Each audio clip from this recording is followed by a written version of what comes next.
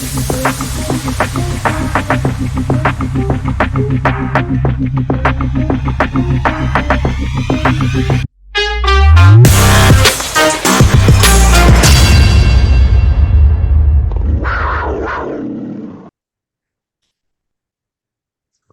episode, DNA Show. I'm your host, Anthony, with my man, Donnie. We make up the DNA in the DNA Show. Black and blue. It continues to run through the DNA. All right. So, unfortunately, Carolina Panthers took on the Tampa Bay Buccaneers for the whole shebang. If Tampa won, they won the NFC South. If the Panthers won this week and next week against the Saints, we win the NFC South and we're in the playoffs. But unfortunately, the season ended today for the Carolina Panthers. One more game to go against New Orleans Saints next week. Still division game, but the road stop down in Tampa at Raymond James Stadium, unfortunately. So we're here to talk about it and our reactions, man. So it seems like the entire season, even with Matt Rule in the beginning, there was a lot. There's only about 2 or 3 games that I said, okay, we got beat. But there was a lot of L's that we had. Of our 10 L's this year, 10 losses, a lot of them, about 7 or 8 of them were very winnable games. And today was no different. So, yeah, just your reaction right off the bat before we go into details. Donnie, Carolina Panthers season for 2022, it's over. But, I think next week we'll hold the reflection after the final game of Saints. But I guess a short answer of since Steve Wilkes has taken over, because we kind of had 2 different seasons here. Yeah, the Matt Rule era, and he was gone. Steve Wilkes came in, did a hell of a job. But your reactions off of today's game, man. So obviously disappointed, but at the same time, I can't be too disappointed because you alluded to the fact that we practically had 2 different seasons, man, and one half of the season was demoralizing. Not even a half. I'd say the first, 6 games with Matt Rule was kind of demoralizing. But man, there's such just a big old boost of optimism now because this isn't even Steve Wilkes' full roster. He hasn't even had a chance to put together a roster there because I do assume he's going to get the head coaching job. I think he's done enough to do it.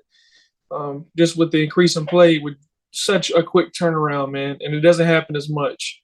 Usually interim coaches fail and they finish out the season kind of rough. The fact that we still had a chance to be competitive today and win today and win next week and we win the division, which meant we made the playoffs. That's awesome, man. But obviously I'm disappointed, but I'm more or less optimistic. This is a very potential field football team. Yeah, for sure. The future is bright, especially under Steve Wilkes. And if he doesn't get it, doesn't get the head coaching job for next season, there better be some stud walking in who has already proven himself, and we don't have to go through some sort of trial error. And I would love for Steve to stick around some way, somehow, somewhere on this staff. So he's North Carolina native, and he deserves to stay here. Deserves a job with this organization, no matter what. So, and yeah, he's done quite a bit for us. Really hated the way today went because at first they were looking great, and in the second half, man, you have to put Tom Brady away early. I don't even know if there's such a thing as putting him away early because he's always going to be there. But you have to make it very hard for him to come back in all terms. So, and Tampa was able to do that. And you miss J.C. Horn now? There's a lot of people out there that said, I don't know, man. Somebody at my job said to me a long time ago, he's like, if we didn't get, I mean, because last year when J.C. Horn got hurt after the Dallas game, they said, the rest of the season, do we really miss him? Like, what do you mean? He's the best corner in the league. Yeah, we miss him. And now, look, today, we miss him. So our top 2 corners, Dante Jackson and J.C. Horn, both were out today. and Mike Evans ends up blowing up for over 200 yards and 3 touchdowns. Yeah. Do you miss him? Yeah, I miss him. I miss both of them. Dante would have done better. JC damn sure would have done better. And like you said, Donnie, we're texting back and forth through the game, man. We got to get some help, and for corner wise, and elite corners are really, really, really, really hard to come by. They're very important. A lot of people think, well, if you just have a good D line, which I put some blame on them too today. Not it, all 3 touchdowns that went to Mike Evans. I remember watching replays. He had all day. Tom Brady had all day to throw, and um, he was comfortable in the pocket and he was able to throw deep. But 60-40, 60% on the defensive backs, 40%, maybe even less on the defensive line. Because CJ, he let 2 go, and Keith Two Taylor bombs. let 1 go. Yeah. And he quit covering him for a second, and Mike Evans took advantage of it, and so did Brady, and took it. So that sucks. So, but let's get into it. What actually happened on the gridiron stats wise? Let's take a look here. All right, so on offense, total yardage today, pretty good though. If might be honest here, uh, total yards, 400 yards total. We were able to create third down efficiency. That's where we struggled a little bit. 4 for 11. Could do a little better there, a lot better really. 4 for 11 on third down. Passing yards, 341, and only 74 rushing yards. Where last week we set a franchise record, and then for rushing yards a day, we're held under 100. But 74 are close, but got out of our identity there that we're starting to establish. In the red zone, we were 2 for 2. So every time we made it to the red zone, we scored 2 for 2 in the red zone. But we did end up with 3 turnovers, 2 fumbles, and an interception. So that's what they had total for the offense. And I want to show Sam Darnold here. He was 23 of 37, 341 yards. Pretty good day, actually, for him. 9.2 average every time he completed a pass. 3 touchdowns, 1 interception. He was sacked twice. Big one there at the end. That Equanu, the rookie, we were talking about before we got on. He's played damn well this season, and he gave up a sack, but it's what it is. He'll learn, and he'll come back even more. And of those 341 yards that Sam Darnold threw, 117 of those yards were all DJ Moore. That is my DJ. Go DJ. He was targeted 10 times. He caught 6 of them, like I said, for 117 yards. His longest was 47-yarder. But he had a couple big ones like that. So that puts him at an average of 19.5 every time he caught the ball. And he scored once today. And DJ had one. He had a hell of a day today. He played very well, man. And a crucial fourth down. I don't know if you remember, Donnie, that crucial fourth down catch he had. And Oh yeah, that little route. yeah, and kudos to Sam Darnold too. Greg Olson was on the commentary today too, and he was even pointing out how Sam Darnold was able to get that off and drift to his left, get it out to DJ. DJ is really starting to become elite, man. I, when the career is all said and done, I think elite will be next to his name. I think it's getting spelled out right now. ELIT.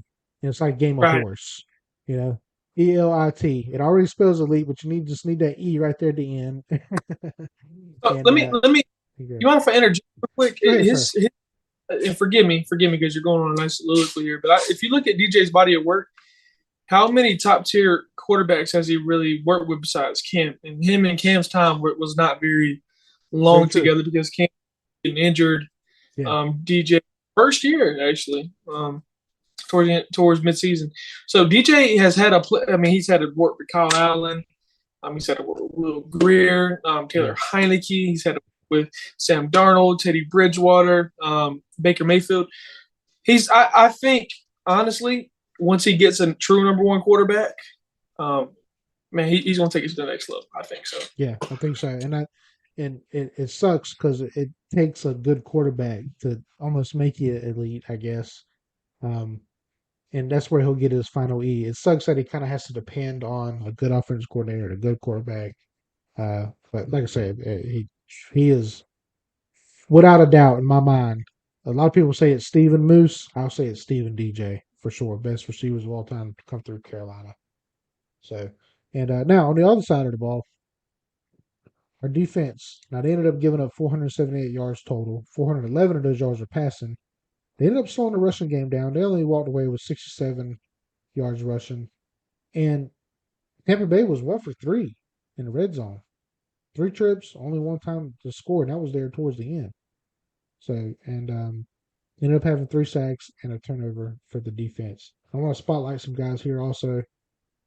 The 10 plus tackle club, Frankie Lou, Jeremy Chin, Shaq Thompson, they all had over 10 tackles. So very good there. And shout out to Gus Montos. There's a couple sightings there. He had a sack and a blocked field goal in the game. So it's about damn time. It's about time. Yeah, So welcome aboard. yeah, thanks for being a Panther. So, but yeah, those 3 guys got to it, man. Louis played his ass off. Chin played his ass off. Shaq did pretty well. A couple things I wish he played at a little bit of a higher level, being who his mentors were, Thomas Davis, Luke Kuechly. But 20 million. So I mean, yeah, that's true. not them, but Yeah, and a guy who no one's really even heard of, Frankie Louvu, even with the Jets, he come over and he just, man, he is our leader at linebacker, and he shouldn't be. Not because of skill. I'm just saying that Shaq should be our. When you got the C on your jersey and you're a product of Luke and Thomas, you should be balling out at that level. Yeah, but hey, different podcast, different subject. So, and Jeremy Chan's all over the ball today as well. So, and back to us here. So, although the season's over, the DNA show is not.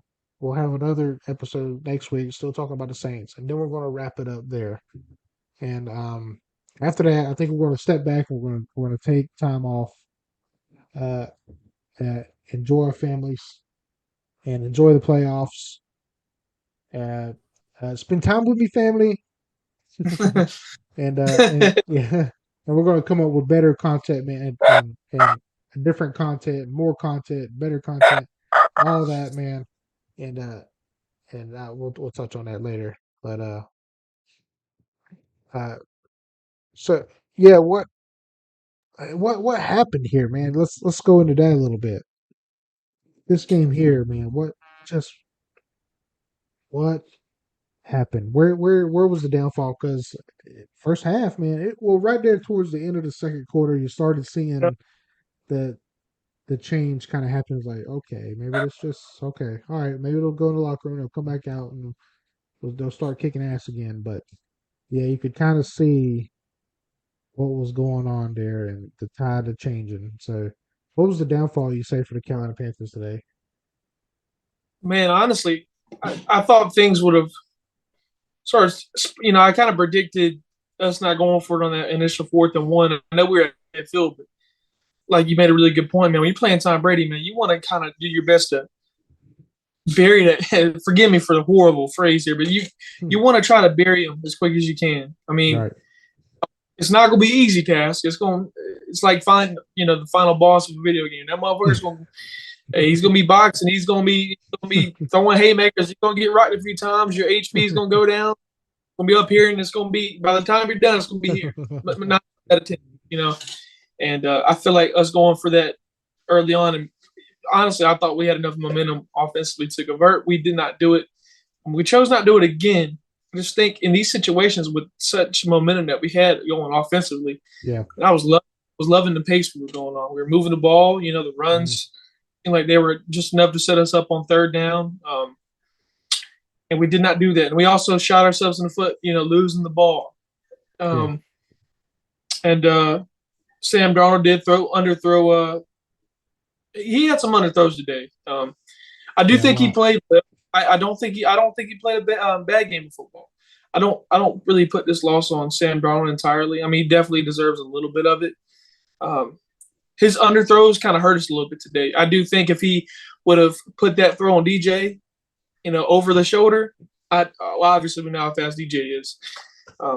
He was probably off to the races and probably would have scored. Then he underthrew Sullivan, which ended up resulting in a pick.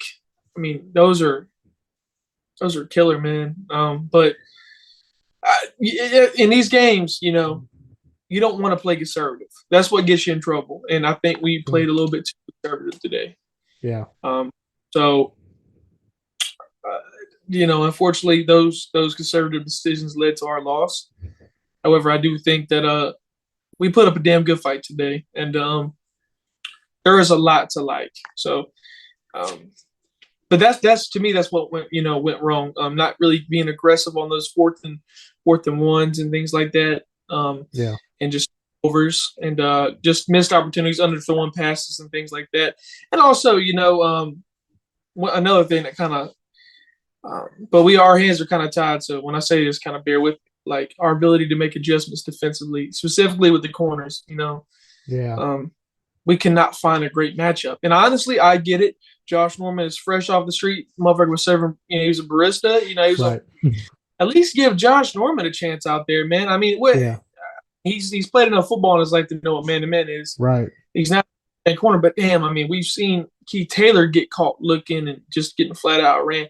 God bless CJ. He got dusted twice today. I mean, let's try to make an adjustment. I think Mike Evans finished out with like 207, 210 on the day receiving. I mean, the last time something like that happened to us, I mean, a corner was cut the following day. And the 2016 season after that 300 game by Julio kind of made our season go downhill. So things like that, right. Not making the ball and missed opportunities. I forgot about that. Yeah. When Julio Jones went off, yeah, it was heads rolled. Yeah, heads rolled the next day. I'm just looking here. Let's see. Mike Evans ended up with 10 receptions, 207 yards, and 3 touchdowns. Jesus. My guy, have a fantasy day, why don't you? Yeah. Have yourself a day, why don't you? Yeah, like you said. Tom Brady ended up with 34 or 45, 432 yards, and 3 touchdowns. All 3 to Mike Evans, of course. Even Chris Godwin ended up with 9 for 120. So. Yeah, man. Yeah. We got to be with our secondary. JC is good enough. JC can't play Superman and travel with all the. We're going to have to get some help. And I tell you what, Dante Jackson, when he comes back next year, if we do intend to bring him back, I mean, I'm not against it, but I'm not going to jump up and down to do it. He's going to have to play some ball, man. He's going to have to stay healthy, and we're going to have to go get another piece, man.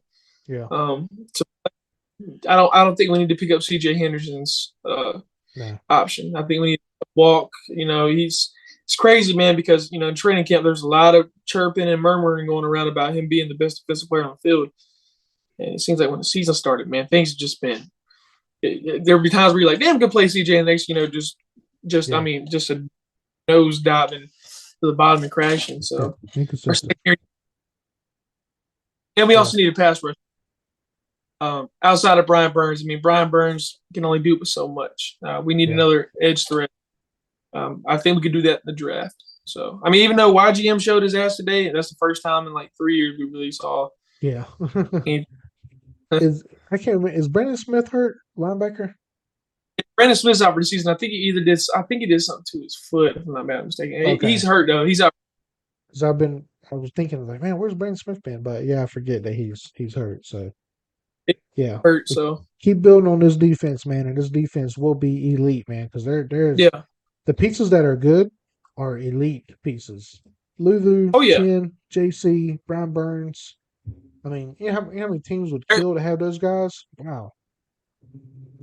Offensive line, that's what I'm saying. So when you think about this, and I hate talking about postseason or off-season stuff, but like if let's just say, for instance, worst case scenario, and I hope this is not the case at all. Let's just say we intend to move on from Steve Wilkes, which I don't think is a good move at all. But it's really up to management, ownership. But how does this job not look appealing? All you have to do is really say, you know what, I'm gonna get my staff in here, and I'm gonna go get my quarterback for the future, because that's a lot of what we're missing is elite quarterback play. Now, Sam Darnold has been a good game manager this year again, and I do think we would do good with the game manager, but if we're gonna have a game manager, it's gonna have to be a damn good one, like an Alex Smith type game manager. Right. I don't know if people remember Alex Smith. I mean, in Kansas City, now he didn't take him over the top, but hey, he would take care of the ball. He would play conservative. He would also take the top off the defense. So, but we need a franchise quarterback. I wouldn't even be against really going out to get a tight end and a receiver as well. Yeah, I can see that. But all that philosophy really comes down to if we want to keep McAdoo. Yeah. But to kind of sum it all up, it's just like this is definitely a attractive job, like Sean Payton said. I mean, this job is not like, oh, we have a. How many times do you typically walk into an organization that has had 5 consecutive losing seasons with the offense line that's already, I think, top tier? Right. You have elite defense. You already have a key piece in the secondary. Your linebackers are good. You already have an edge rusher and a nose tackle or a defensive tackle, safety. Like, Yeah. okay, so but that's another story. We'll get into that later on. But that's what I'm saying, guys. Like, to all you Panthers fans who are doubting it, oh, we suck, and this team's so far from making a playoff run. We're not. I promise you, we're not. We're not. We're actually very fortunate to have what we have, and a lot of it goes to Scott Fitterer, how we're built, and Marty Herndon too. Some of these pieces are his, but our GMs have done a pretty damn good job to put us in place. So yeah, for sure. And hopefully this is Brady's last. Hopefully Tampa Bay is on their way out. Hopefully this is Brady's last season, but we'll see. If he doesn't win it all, who knows? But I don't see Tampa is not. I don't see them doing anything really in the playoffs. Even if it is Brady, I see them somebody dismantling them. So, but yeah, I agree, man. We're not far off, and to me today proved it, man. Man, we're just not far at all, and I got a lot of faith in this team. But unfortunately, weren't able to get it done today. It's tough. It is tough, but now we see what we need to work on. And next week's game, I wonder who's going to play, if anyone's going to play at all, because is really anyone playing for anything next week? well, I think so. Yeah. To games like this, it's nice to see what Matt Corral has, and I'd like to see, depth wise at corner. Shit, I mean, we're kind of Saints did beat Eagles, so which is crazy. They beat the Eagles, but I do think there is some sort of a chance. No, because I think what it was is Tampa had to lose out, Saints had to win out, so they didn't. So yeah, I think Saints are out of it too, mathematically. I think. Don't quote me on that. So, but either way, anytime we play rivals, no matter uh, if there's nothing on the line, there's still pride out there, and yeah, if Steve Wilkes to end on a win, I think that would also yeah, boost his resume up as well. practically it should at least. Yeah, yeah, for sure. So, um, man, tough one today, man. I know there's 1 week left, but practically Carolina Panthers 2022 season is over, unfortunately. Would have loved to see these guys at least just one round of the playoffs just so they could Yeah, get out there and get a little bit of experience. Because my biggest fear is even though let's say next year they just blow it out the water, they're just some team to be reckoned with, you know. But then once you get to the playoffs, I don't think anyone on the team has playoff experience. Um, other than keep Shaq, maybe DJ but Shaq, yeah, it would. Well, honestly, I think the only person would be Shaq and JJ Jansen. But shit, JJ Jansen's a long snapper, so. yeah, right, yeah. Now, Just if we keep Steve Wilkes, he was our defensive coordinator in 2017. We had a wild card game against the Saints. that's So true. the hire, the next, and this is why it's so important. If it's not Steve Wilkes, it needs to be someone who has had some sort of experience in the playoffs and Yeah, someone who can lead the team. Because these group of guys, I mean, we are a young freaking football team, man. Like we have to be one of the youngest teams in the league. I mean, I think the oldest player is probably JJ Jansen, but I don't even count him. He's a damn long snapper. He's not right. I mean, what he does is still important. So that's why it's important. You want to make sure you have a leader of men out there. And I hate to go on the whole spiel, man. It's been 5 long years, man. And I hated the way that playoff game in it 2017. Man, Cameron Jordan played the best game of his one of the best games of his life. And what's sadly is half those throws he threw were actually caught. Like instead they were dropped. So, I mean, man, that team was pretty damn good, but especially with the lack of talent. But We it's been a long are time, man. the ninth youngest team in the league. So Yeah, we're so we're one of the definitely younger teams. Yeah. yeah. The only teams younger So than us is the Chiefs, Commanders, Rams, Jags, Dallas, Lions, Falcons, Browns. So so yeah, yeah, we're among the top 10 youngest teams in the league. You know, right. that says something. That means we have a future. It's just Yeah. yeah, man. I'm ready to get back to the playoffs. I miss it, you know. But like I always say, everyone's like, "Well, you really gonna watch that damn Panthers game today, man? Y'all ain't gonna win. You really gonna go out there in the cold for y'all to lose?" You know, I say what you want, but for me, times like this is almost like taking life itself by the, just grabbing the bull by the horns, like taking life by the horns and just saying, "All right, I'm gonna grind through these tough times, and because I know better days are coming. I know God's Right. gonna let better days come." And Right. for fans like us, I think it's meant to be as long as we continue to be patient. You don't need to Yeah. walk out the stadium. You don't need to. I mean, now if we're losing by 40 some points, I'm not gonna sit there and be like, "You're gonna watch this shit. You're gonna do it." But like, Right. I sit through it all because I cannot wait to be that fan. And I don't know who. Hey, I don't care. I'm taking a week off work if we win the Super Bowl, and I'm gonna party in Charlotte. My Yes, bank sir. account's gonna be on fucking life support. I mean, I'm spending so much money on alcohol. But anyway, I'll we'll be with get you, sir. together. Yes, sir. Yeah, I was like, I yeah. will be So, there. but I'll let you get back to your spiel. It's just today meant a lot to me. I felt a 20-year-old Donnie, sophomore year at UNCP, which doesn't feel all that long ago, sitting in my room and having my heart broke in 2017. And that's the last time we had some sort of playoff Yeah. taste. So We'll get back there, man, because you never know. Next season, something can just click. And just like from 2014 to 2015, no one would have said, especially before we even started the 2015 season, Kelvin Benjamin out for the season. He said, "Well, there goes your number one season, your number one receiver. So your season's already over before it even starts." Turn around, here we go, 15-1, Super Bowl trip. History is made in Carolinas, so you never, never, never, never know. I always see those early Super Bowl predictions for like the first week. Like here's our super early Super Bowl prediction, and it's never right because you just never know. I mean, I don't know if many people would have said the Eagles would have been what they are this year, or Dallas, and, those teams. So, but yeah, it hurt, but we will remember this hurt down the road. We will yeah, remember this they feeling. call it the Villa Park. Yeah, It's the we will remember this feeling, and we will continue to keep pounding. And we're always going to support this team, man. And hey, even though the season's over, I'm not going to talk. But next week we'll do a season review next week after the yeah, Saints game.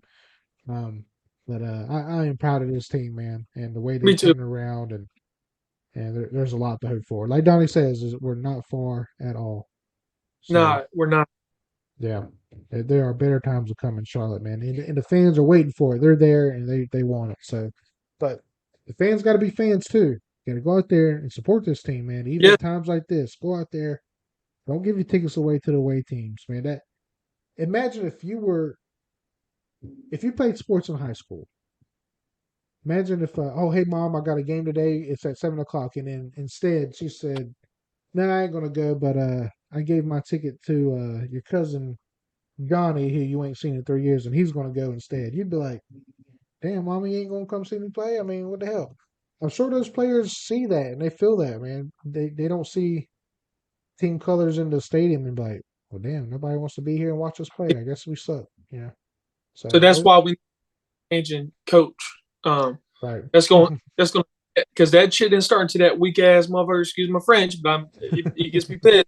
That weak ass motherfucker Matt Rule waddled his ass with his sorry ass, and yeah, man. When I went, man, it's just even when me and you went, man, I saw a dude work like rocking a Raiders jersey, Yeah, Green different Bay. teams. Yeah. I saw a Viking, like what? Yeah. But anyway, I guess. But we defend the vault really is what we need to get back into, and Yeah. bring. We need fiery players. Say what you want, man. The Eagles in 2017, they embraced the underdog shit. They brought the mask when they won their NFC Championship game. They were talking trash.